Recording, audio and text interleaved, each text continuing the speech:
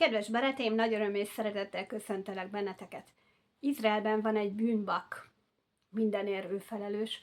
Ő felelős a gazdasági válságért. Ő felelős azért, mert október 7-e óta 86 000 izraeli távozott az országból. Ő felelős azért, hogy a hadseregben gyakorlatilag emberhiány van. Ő felelős azért, hogy a demokrácia, az izraeli demokrácia jövője az kérdéses.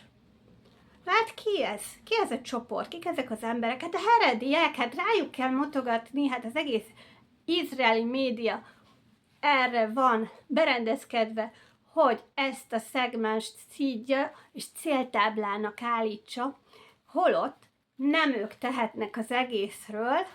Ezt fogom nektek elmesélni. Roni Hayot nevű francia-izraeli politológus, illetve gazdasági szakember cikke alapján, amit a Tóra Boxban olvastam. Tehát kik is azok a herediek? Az izraeli társadalomnak nagyjából a 10%-a, ezek a fekete-fehér ruhás emberek, akik a Tórát tanulják, és emiatt nem mennek be a hadseregbe, és emiatt nem vesznek részt semmibe, és ők a piócák. Hát így vannak ők beállítva, sajnos. És ez a kép nem fedi le, képzétek el a valóságot, de te milyen szinten nem? Na, tehát akkor is vegyük sorba ezeket a vádpontokat. Az izraeli herediek, a piócák, hát figyeljetek, itt van a bizonyíték, az izraeli heredi nők 83%-a dolgozik. Az OECD országok között ez a legmagasabb arány. Figyeljetek, ahhoz képest, hogy a Svájcban a gyerekes nők többsége nem dolgozik, ahhoz képest, hogy Franciaországban is azért sokan otthon maradnak, ahhoz képest ez egy óriási arány. Na mert most ez azt jelenti, hogy akkor a szegény nőket a férfiak elküldik dolgozni, amíg ők ott ülnek és tanulnak, és kihasználják a feleségeiket. Nem, az elmúlt 15 évben a heredi férfiak körében 50%-kal megnőtt a munkába állásnak az aránya. Heredi férfiak válnak könyvelőké, főkönyvelőké, programozókká, az ő társadalmi részvételük folyamatosan javul. Oké? De itt megvannak az értékek, tehát ennek a társadalmi szegmensnek továbbra is az a célja, hogy lehessen olyan életformát alakítsanak ki a férj és a feleség, hogy a férfi tudjon tanulni. Tehát lehessen erre módot találni, ha nem főállást fogad el a férfi, akkor mellékállás, de figyeljetek, valaki leül Tórát tanulni, hát az egy szellemi munka, bocsánat, tehát az nem lehet úgy, hogy valakinek van egy 8-as munka, és akkor még utána tanul szintén ugyanannyit, ezt lehet csinálni, csak abból lesz mondjuk 1 vagy 2 óra maximum naponta. Ha valaki tényleg ebbe bele akar mélyedni, akkor elszánja az időt, és fél munkát vállal. Ez a legtöbb eset. Egyébként a heredi lányok, azaz a fiatal heredi lányok, akik férjhez akarnak menni, már szintén ezt szerint választanak, hogy olyan férfit választanak, aki valamilyen szinten dolgozik. Tehát ez, hogy már valaki csak tanul, ez már a ritkaság számba megy, az ő feleségtalálási esélyeik is csökkennek, mert manapság már Izraelben olyan drágaság van, hogy muszáj dolgozni, muszáj 2 kereset a megélhetéshez, és hogy ez mit is jelent? Valójában mi annak az oka, hogy Izraelben drágaság van? Köztudott tény, aki elmegy turistának, látja, hogy húha, aki Magyarországon gazdag, az Izraelben nem, mert tényleg iszonyatosan drága minden, nem csak a hamburgeres, minden. Na, milyennek az valódi oka?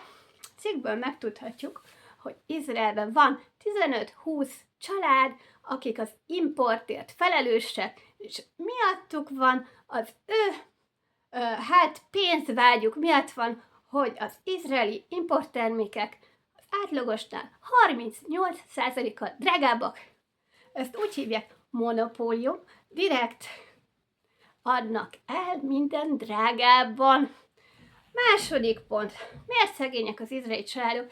van egy ilyen apróság, hogy a bankok nagyon jól keresnek Izraelbe. A cikkből megtudhatjuk, hogy például 2023-ban háború ide, háború oda, a bankszektor 25 milliárd sékellel gyarapodott. Hát figyeljetek, ehhez képest mind csámcsognak a hiloni izraeliek azon, hogy a heredi piócáknak, konkrétumot mondok, 500 milliós sékelt adtak át az oktatási rendszerükre, és ezzel van mindenki felháborodva, amikor a bankok 25 milliárd sékelt keresnek. 25 milliárd, nem tévedek, nem millió, milliárd sékelt. Hát mi ahhoz képest 500 millió, de egyáltalán miért kapott a heredi iskolarendszer ilyen sok pénzt? Ez egy nagy kérdés, a heredi iskolarendszernek minek van erre szüksége? Azért, mert van egy strukturális szemétség a rendszerben, mégpedig az, hogy a heredi tanárok többsége 30-40%-a kevesebbet keresett, mint a hasonló államiskolákban dolgozó, ugyanilyen képzettségi szinttel rendelkező többi tanár. Egyszerűen ezért sokkal kevesebbet kaptak, és ezt a strukturális eltérést próbálják ezzel a pénzmennyiséggel betömni, ami igazságos az ő esetükben. Ez viszont a társadalom, mármint akiket az izraeli nagyhatalmi elit által pénzelt média ebbe az irányba tuszkol, elhiszi. Bocsánat, szóval ez így megy. A Likud kedvenc párt, Daniel Illus például azt mondta, hogy a heredim, tehát a herediek már nem akarnak egyszerűen integrálódni, mint hogyha az ő hibájuk lenne az, hogy bizonyos intézményekbe egyszerűen nem tudnak belépni. Tehát itt van például a katonaság. Tehát a mostani katonai szervezet, a Cahal egyszerűen nem alkalmas arra, hogy egy nagyon mennyiségű heredi férfi tömeget egyszerűen integráljon. Ugye? Tehát itt nem csinálnak olyan, direkt nem teremtenek olyan helyzetet, olyan körülményeket, hogy ezek az emberek oda szívesen menjenek. Tehát ez egy ilyen kényszerelt nevelő tábor lehetne, ha lehetne, de szintén nem jelent számukra megoldást.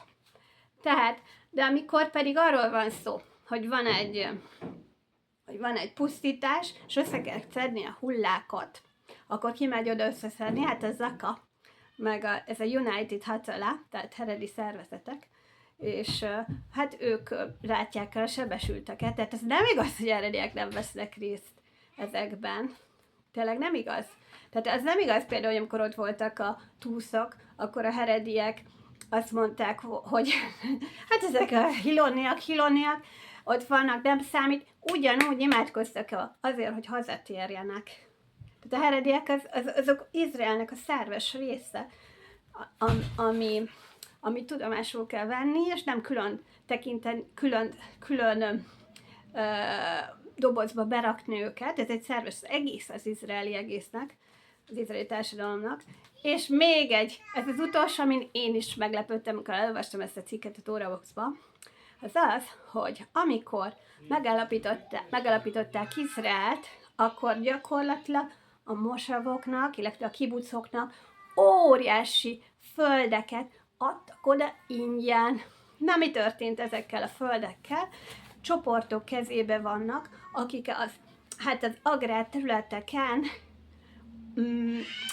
bevásárlóközpontokat építettek, és ezeket óriási pénzekért, területeket óriási pénzekért adják bérbe. Tehát a bevásárlóközpontok területén bérleti díjat kérnek. Ezeken lakótömbök épültek. Ezeket a területeket ők kihasználják. Ez azt jelenti, hogy Izraelben van egy olyan történelmi elit, aki a többségi társadalomhoz képest sokkal nagyobb előnyben részesül. Ezt úgy hívják, hogy ez egy oligarchikus társadalom, Netanyahu baráti köre. Ez egy ilyen 15-20 család, nagy család, klán, és hát miattuk vannak a óriási társadalomkülönbségeket, amikor megtalálták például a földgázmezőket, bocsánat az zajért, amikor megtalálták a földgáz lelőhelyeket, akkor mindenki fellélegzett, itt van a földgáz, megoldódik a energia válság, izraeli energia válság, végre nem lesz olyan drága az élet, minden olcsóbb lesz, hát a nagy fenét. Mi történt ezzel a pénzzel, ami abból a tengereti földgázmezőből jön? Hát szétozták a barátok között, ez megy ma Izraelbe, és miért olyan nagy probléma ez? Miért olyan nagy? Azért, mert ez az egész az életet ugye elnehezíti, tehát Izraelben nehéz az élet, és miért olyan nagy? A messiás is később fog eljönni. Ez egy vallási dolog, de tudjátok meg, hogy a messiás eljövetének az egyik feltétele, hogy Izrael népében egy egyenlőség legyen. Most, ami Izraelben megy, az egyáltalán nem erről szól, szóval bye-bye Netanyahu, remélem minél hamarabb elmész, remélem ti is ezzel egyetértetek, a oligarchák világa az nem erre szolgál. És hát ennyit mára, remélem ez nem egy cikk, egy kis adás, ezért érdekes volt számotokra, ti is megtudtatok egy-két újdonságot. Általam mindenkinek kellemes hetet.